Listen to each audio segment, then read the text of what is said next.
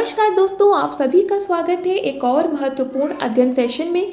जैसा कि आप सभी जानते हैं, सीबीएसई बोर्ड एग्जाम्स अब बिल्कुल करीब है, सिर्फ कुछ ही दिन बचे हैं इस वक्त। तो सही तैयारी और स्पष्ट समझ होना बहुत ज़रूरी है। इसलिए आज हम इस वीडियो में तोप चैप्टर को गहराई से समझेंगे ताकि आप किसी भी प्रश्न का आंसर स्पष्ट तरीके से लिख सकें। तो बिना किसी देरी के चलिए शुरू करते हैं अपनी तैयारी का एक और मजबूत कदम। जैसे कि ये कविता वीरेन डंगवाल जी ने लिखी है। इसमें वीरेन डंगवाल जी ने 1857 में जो विरासत में हमें तोप मिली थी उसके बारे में वर्णन किया है। चलिए अब आगे कविता को सटीक भाषा में समझने की कोशिश करते हैं।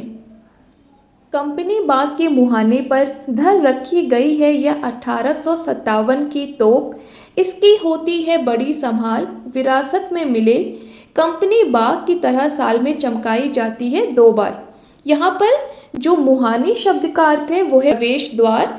धर रखी मतलब रखी गई है, संभाल देखभाल, विरासत शब्द का अर्थ है पूर्व पीढ़ियों से प्राप्त वस्तुएं जो हमें विरासत में मिलती हैं। ठीक है, अब यहाँ पे जो कविता की व्याख्या है वो देखिए।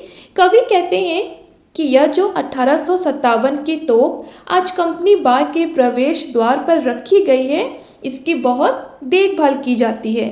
जिस तरह यह कंपनी बाग हमें विरासत में अंग्रेज़ों से मिला है, उसी तरह यह तोप भी हमें अंग्रेज़ों से ही विरासत में मिली है।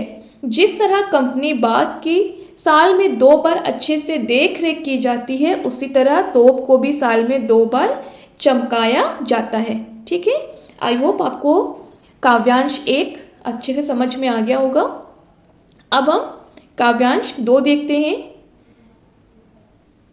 सुबह शाम आते ही कंपनी बाग में बहुत से सैलानी, उन्हें है यह तोप कि मैं बड़ी जबर उड़ा दिए थे मैंने अच्छे अच्छे सुरमाओं के धज्जे अपने ज़माने में। अब यहाँ पे जो काव्यांश में कठिन शब्द आए हैं उनका अर्थ देख लेते हैं। सैलानी शब्द का अर्थ है दर्शनीय स्थलों पर आने वाले यात्री। जबर शब्द का अर्थ है ताकतवर। सुरमाओं शब्द का अर्थ है वीर। धज्जे शब्द का अर्थ है चिथड़े चिथड़े कर देना, किसी की धज्जियाँ उड़ा देना। तो यहाँ पे जो व्याख्या है उसको समझ लेते हैं।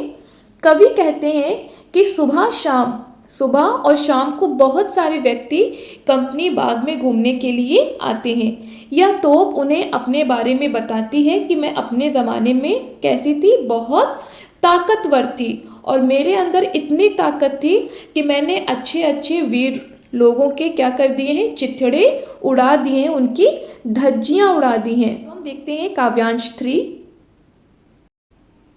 अब तो बहरहाल छोटे बच्चों की सवारी से अगर यह फारिग हो तो उसके ऊपर बैठकर चिड़िया ही अक्सर करती हैं गपशप। कभी कभी शैतानी में वे इसके भीतर भी घुस जाती हैं। खासकर गौरैये वे बताती हैं कि दरअसल कितनी भी बड़ी हो तो एक दिन तो होना ही है उसका मुंह बंद।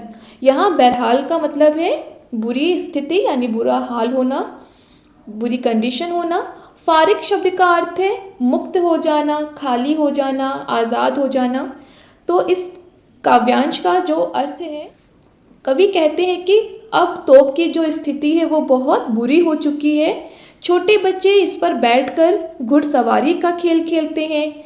जब बच्चे इस पर नहीं खेल रहे होते तब चिड़िया इस पर बैठकर आपस में बातचीत करने लग जाती हैं। कभी कभी शरारती चिड़िया, खासकर गौरैये, तोप के अंदर घुस जाती हैं। वो छोटी सी चिड़िया ऐसा करके हमें बताना चाहती है कि कोई कितना भी शक्तिशाली क्यों ना हो, एक ना एक दिन उसका भी अंत निश्चित होता है। मतलब आपके अंदर चाहे कितनी भी ताकत हो, एक समय ऐसा आता है जब आपकी वो सारी ताकत शिथिल हो जाती है, कम हो जाती है। तो ये था तोप चैप्टर कविता की व्याख्या। आई होप आपको तीनों काव्यांश अच्छे से समझ में आ गए होंगे। अगर आपको कविता अच्छे से समझ में आ गई है तो इस पाठ से जुड़े किसी भी प्रश्न के उत्तर को आप बहुत अच्छे से लिख सकते हैं। अब सबसे इम्पॉर्टेंट पार्ट कि इस कविता से जुड़े हुए कौन कौन से इम्पॉर्टेंट प्रश्न आ सकते हैं उनको देख लेते हैं। इससे जुड़े जो प्रश्न हैं वो आ सकते हैं कि कविता तोप का मुख्य भाव क्या है, मतलब ये कविता क्या दर्शाना चाहती है, क्या संदेश देती है। दूसरा प्रश्न है कविता ने तोप को किसका प्रतीक माना है।